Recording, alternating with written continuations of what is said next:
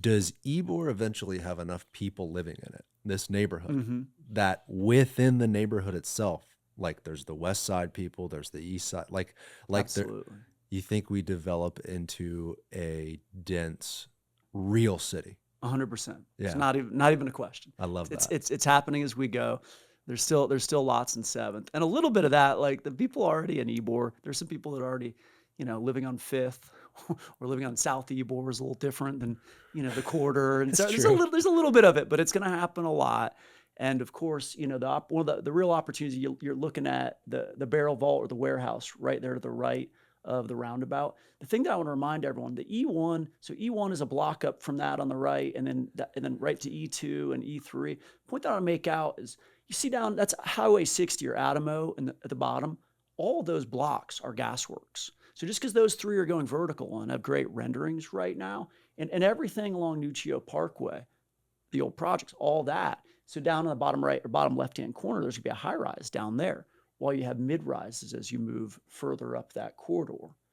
But all along 60 is going to be high rise. How many blocks are controlled by Gasworks? Because I see the pickleball warehouse, that's included in the ownership, right? It is included in the ownership. And roughly speaking, everything from there west, all those city blocks are future Gasworks. And I bring that up because you want to talk about commercial and thoughtful commercial and planning.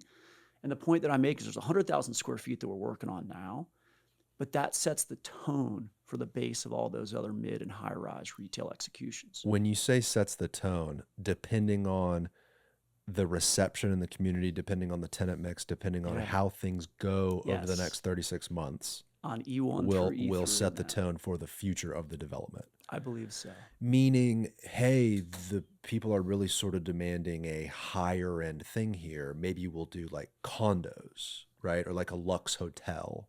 Like meaning that when you say tone? Yes. Yes to look, it's all market demand driven. In this particular context, I was talking about the commercial. Okay. Meaning that we heard Trader Joe's is coming to Tampa like a month or two ago. We've had 2 calls with them. They find this very fascinating. We would take them to the bottom left-hand corner along 60 and Channelside Drive, where it's high traffic and where there's a high rise going, and there's a 30,000 square foot space, and they would need a 15,000. So, okay, now you're chopping up a 30,000. You have a 15 there. What's the other 15,000 square foot space? Is it an Equinox? Why does Trader Joe's love to just shove themselves in the small? It's kind of like their thing, right? It is their thing. In Miami Beach, there's several of them. Sometimes they're first. They're jammed in. They're parking. It's part of their strategy. Yeah, it's like it's an urban grocer that's supposed to be sort of an in and out experience, smaller footprint. Yeah. What I notice when I'm in Miami Beach shopping at the ones there a lot is when I go to get a blueberry, if I go to Publix, there's 3 or 4 selections of organic, non-organic. This is when you go there, there's one. Yeah, so if you want a blueberry, you get it. Right. And you're kind of in and out with a cart, which is more of a European Northeast shopping style versus a $400 grocery load that lasts you 2 weeks for a suburban family. It's true, and that's the interesting thing about this country is there's 10 different businesses for each like particular one thing. Like different grocers have different vibes, have different clientele. Like there's Trader Joe's people that only shop at Trader Joe's. 100%. I mean, when I lived in Swan Estates, like my wife and I, we only went to that Trader Joe's right there. It was. I've heard of people. It's kind of a nightmare actually. Doing their living. Is terrible, but their parking's often terrible because they have great real estate. Different scenario here potentially in Gasworks though. A lot more people walking, people taking the trolley to get Trader Joe's. But they'd still demand dedicated parking within that high rise. The location on Del Mabry, 95% people are great. 100% drive. Yeah. This one you could 70, 80 driving to this one. Yeah. That would be an interesting data set. I would almost submit maybe like 60% or 50% would drive because you're going to have a lot of people living there. And so then Ybor Harbor is going to have people walking under the cross.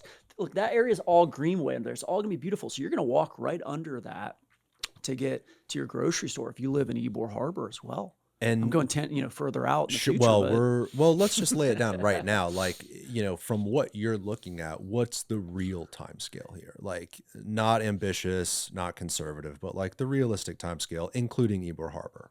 Remember the story I told you earlier about E1 through E3 getting capitalized and going vertical? Every few block phase has to make economic sense in its own merit as you're rolling these things out. With that said, the momentum grows.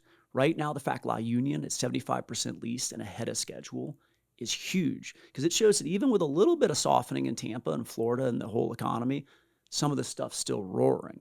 So when these 5,000 units in E133 are filling up, we're going to be watching that closely. And you say, all right, start the next few phases.